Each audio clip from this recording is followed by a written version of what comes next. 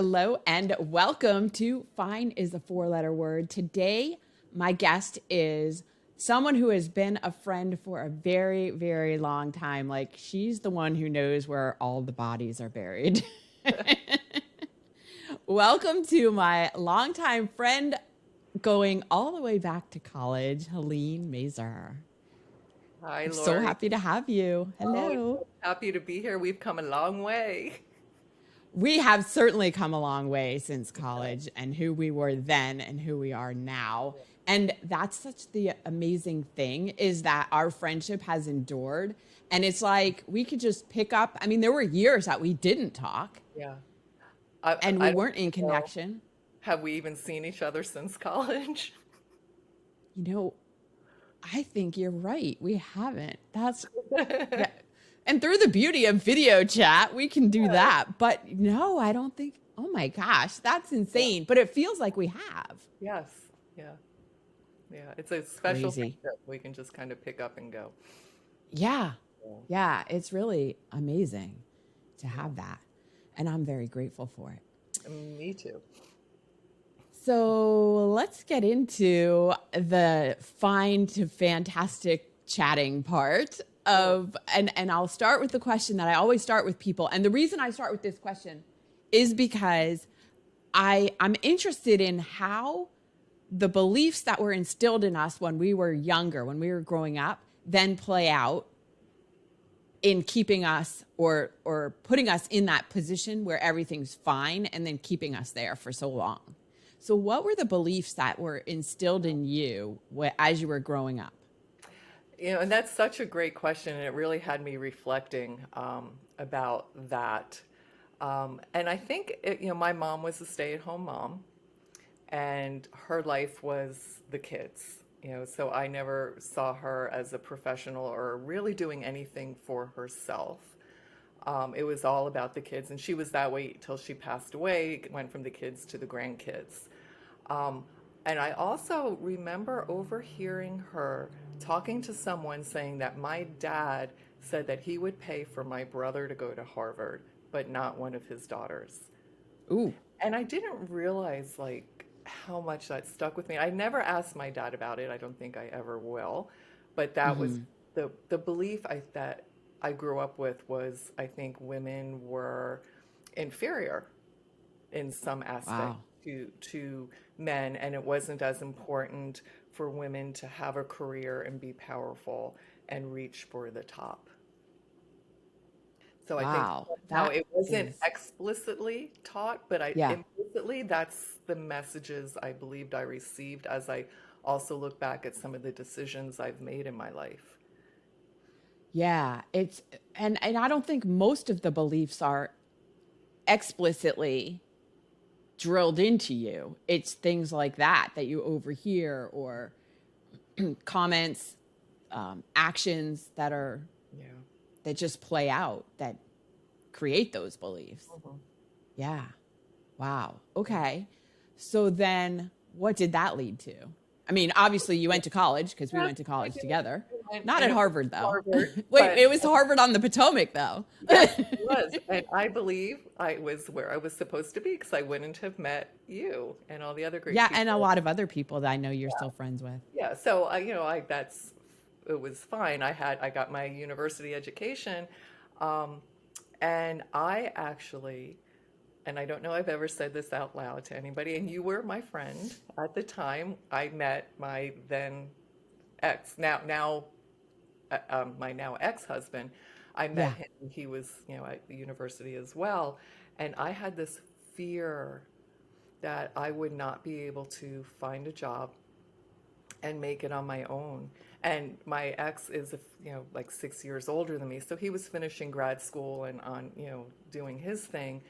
And I made the decision to get married. And Mm-hmm. part of that decision was this, fear like, I can't do this. I can't do life on my own. I need to have, this man to help me. Um, and Wow. so that impacted it. I did, so I got married. I did have a job. I've been working pretty much consistently, other than when I took some time off to raise my daughters, just a few years. But fortunately I did, finish university and pursue careers, and I'm still um, educating myself. I got a master's degree, and I'm getting different qualifications and certifications. So, I'm very grateful that that love of learning stayed with me. But yeah, that those lessons that were kind of, or those things I saw growing up did impact a huge decision in my life when I was, 22 years old. The interesting thing about that story that you just shared, and I can only offer this insight because we have known each other for so long, and that's not the case with a lot of the people I'm interviewing, but I would have never in a million years guessed that that's how you saw yourself, because that is not how I saw you or how anybody I know who knew you saw you. Yeah. Like, so again, it comes back to the way we see ourselves Yeah. is always so different. We're always so much harder on ourselves and have so little belief in ourselves compared to what other people see. Right. Yeah. And Yeah.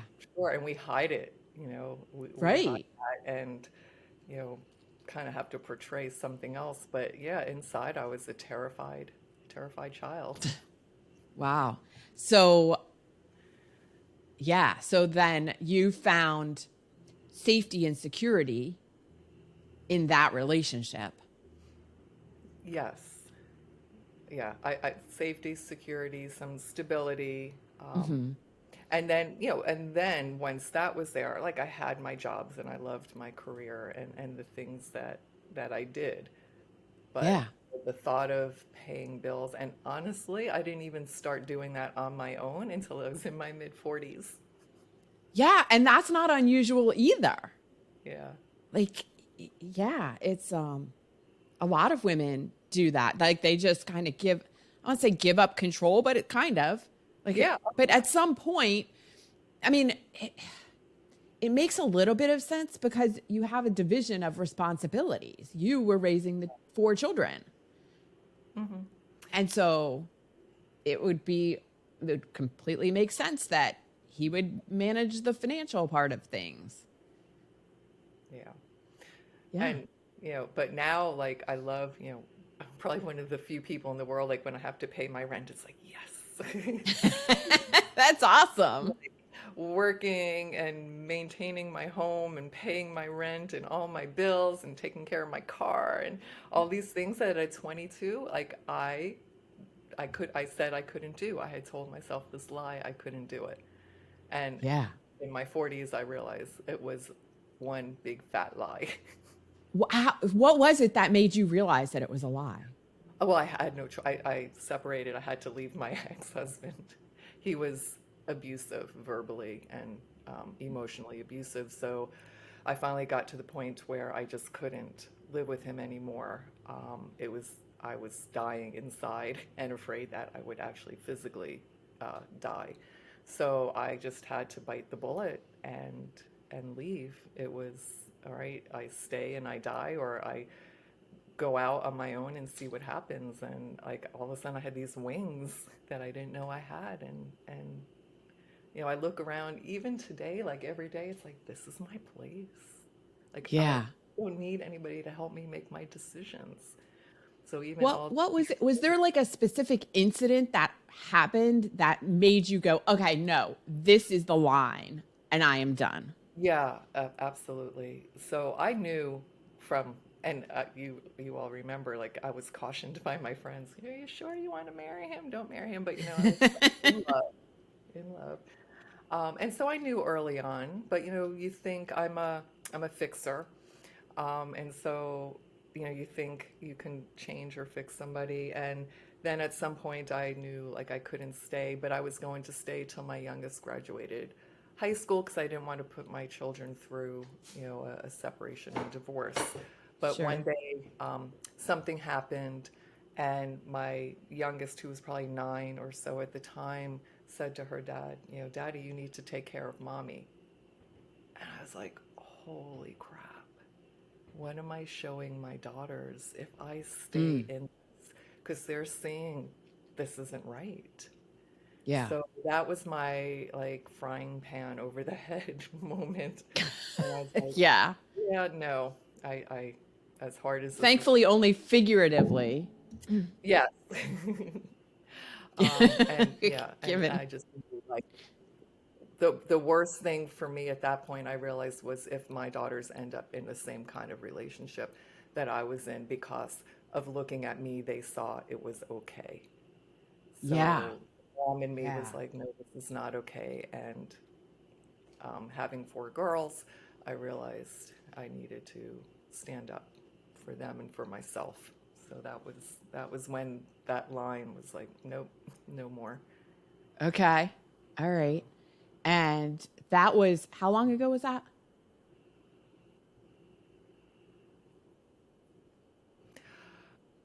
Oh, that was probably like 2008, 2009. Okay. So Yeah, 12 years ago. yeah. hmm Yeah, Yeah. so since that time, I separated. I've been divorced since 2013, early 2013. So, and Yeah. my youngest just graduated high school 3 years ago. So I would have been in that marriage still till 3 years ago. And I can't even imagine. Like, I am so not Right. the same person I am now as I was Yeah. then.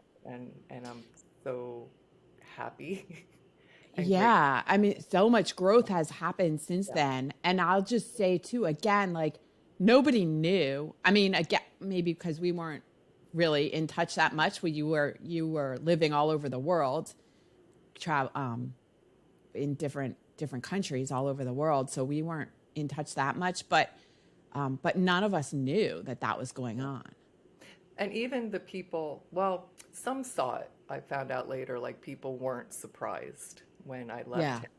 But for the most part, no, people didn't know because that kind of abuse really takes place behind closed doors. And I, was this actress. I had to put on this face for my daughters and my family that, everything was fine. And I had to convince myself that Yeah, things were, that's the biggest thing. yeah, Convince yourself. But yeah. when we talked before we started recording a couple weeks ago, you said something about your belief around why you kept trying to, what it was that you had a belief that you could make it work if if something you I can't, said, do you want me to, all right, I'll yeah, remind you. remind me. You said you thought you were a bad wife. Yes, yes.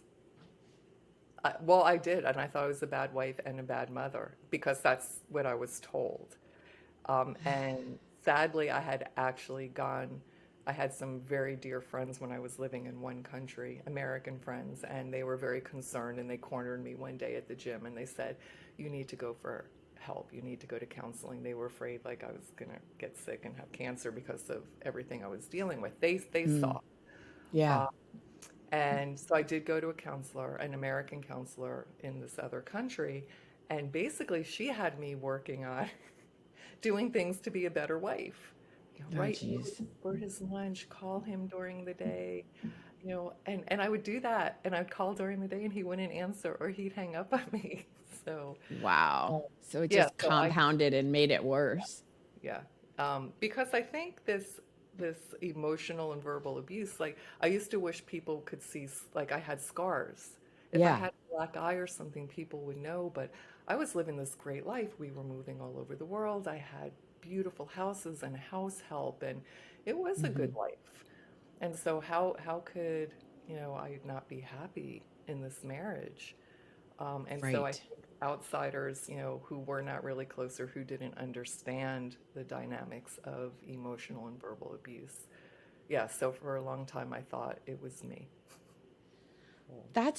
I mean, that just breaks my heart to know that you thought that and that there are so many women who think that it's just me, it's my issue. Everything is, look at all I have.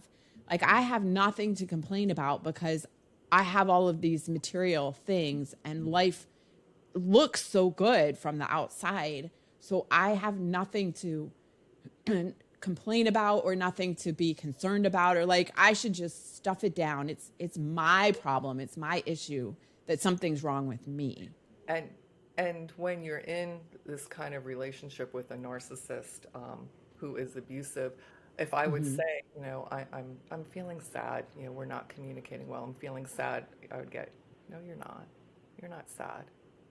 Or, Yeah. so I I would be denied any of my feelings or told that that wasn't the reality. So it really had me questioning what is reality. Um, Yeah. so Wow. it Yeah. was, I compare it to when you're in a situation like this, it's like being a frog in a boiling pot. So when you're in it, you don't realize as the temperature turns up, the frog doesn't know, Right. right? And so it was getting hotter and hotter and hotter. And it wasn't until I got out that I realized, wow, like that was so wrong. And Hmm. everything about that, like I truly lost my identity. I truly lost my ability to think clearly for myself. I doubted every thought. I second guessed myself for every decision I made. Um, Yeah. so, Yeah. so And you so become, once you go ahead. I was saying, I started off in this marriage because I needed that security, and I became even more dependent over the Mm, years. yeah.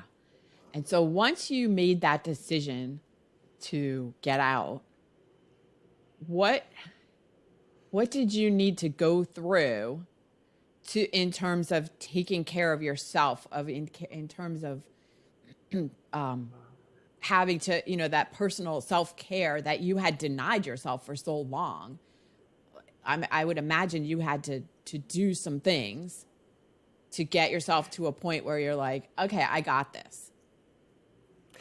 The first thing I had to do was go to counseling and really Okay. find a good person to help me. And I found this beautiful um, counselor here, a male, and I didn't even think I could find this in it. I thought, okay, I have to look for a female counselor who would Uh-huh. get it, but I got it. And so, I remember going to him like saying, I know what I want to do. I just can't make my legs do it. I need to leave, Mhm. but I physically felt. So that helped. And then he, you know, through him, like I got my power back. He helped give me back my power. So that was the first step. I think like real self-care didn't come until later because I really feel like I was operating, get up in the morning, work, take care of my kids, um, like kind of trying to get to the light at the end of the tunnel.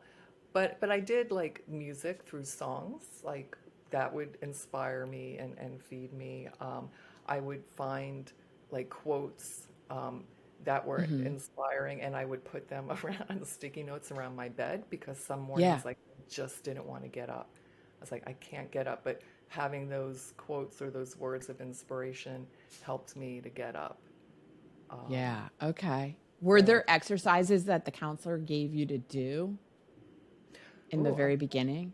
I'm really trying to to remember. It feels like a ton. Okay. I mean, it's I know okay. that Just the fact that as you a counselor, like now I have since that time become a counselor, myself, and Yeah. I work with women who have gone through similar things, and so, my thing is to find time, every day, like for yourself, whether it's to take a bath or walk on the beach or read a book, just something to nourish yourself and to, to pour into yourself because we Yeah. moms and spouses, and whatever we do for professions, if we interact with people, we're always giving. So, Right. And um, rarely yeah, refilling. right. And so, like, it's important to find something to refill. I don't recall him giving me specific exercises, but I think instinctively, like, Yeah. I knew because there, there were days I would just be walking across the parking lot at school and be like, I just want to lie down. I just want to lie in this parking Hmm. lot. I'm like, I'm done and I can't. But Yeah. being around my friends and having people to talk to, that was huge. Sure. I had a really great support system. Um, so those kinds of things were, I guess, my nourishment at that time. Yeah. People in my life, uh, encouraging words, music, those all filled my soul.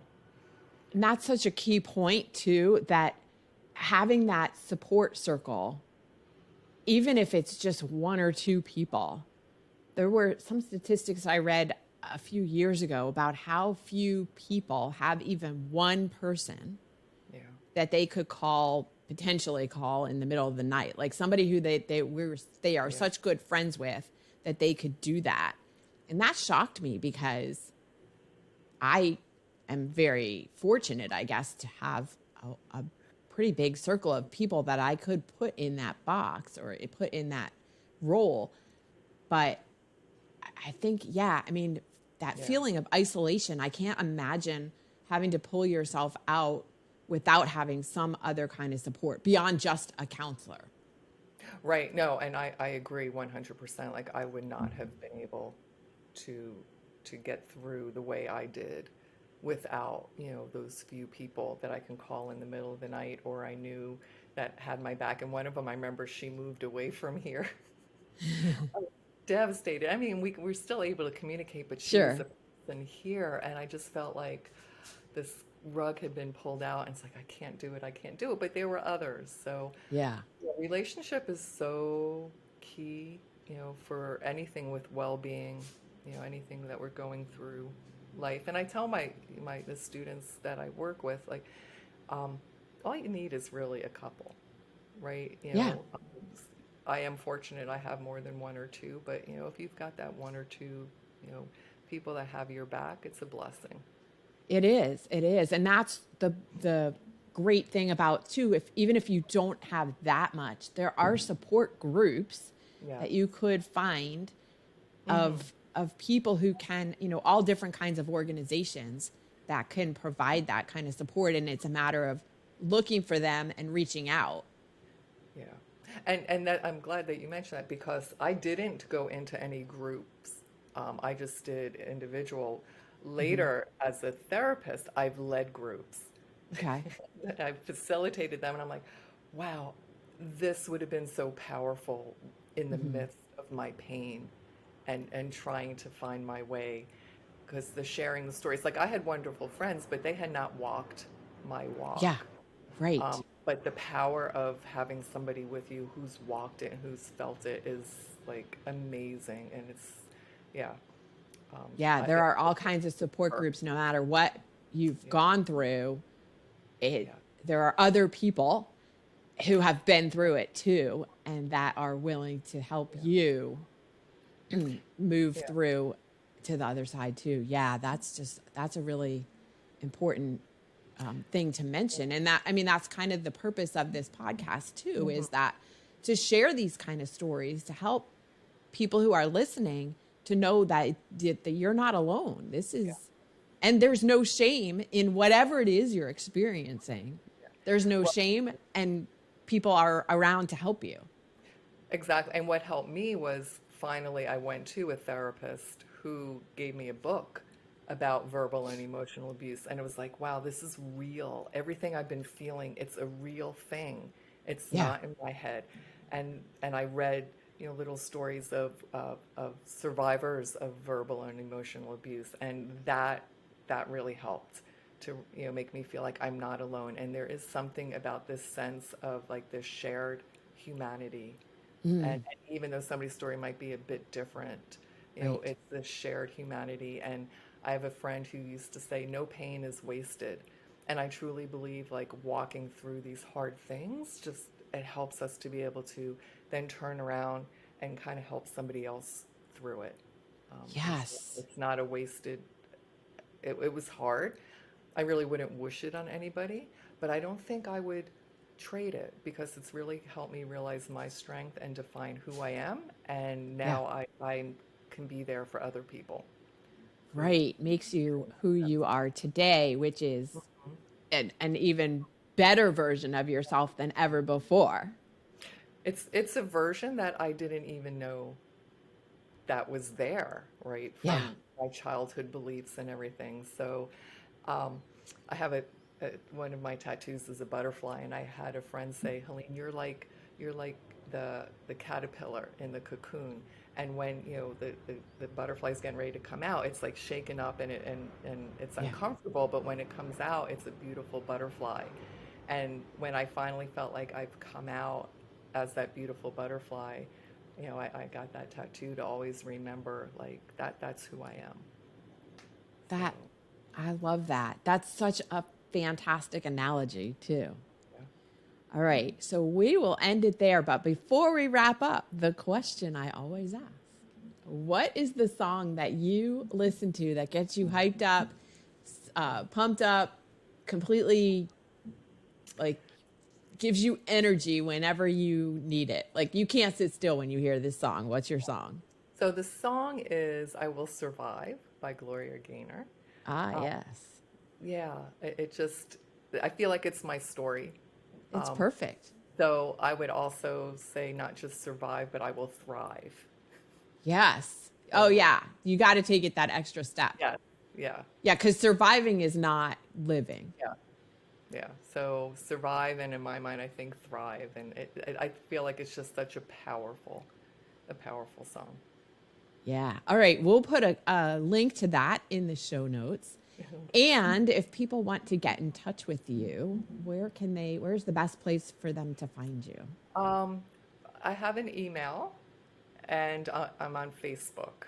So Okay. And you have a website too, right?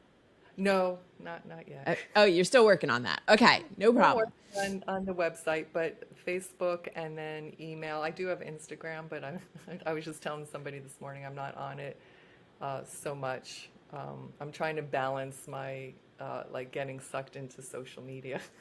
Completely understand. All right. Well, we'll put that in the show notes too, whatever you want to share. And Yeah. so people can reach out to you if they want to.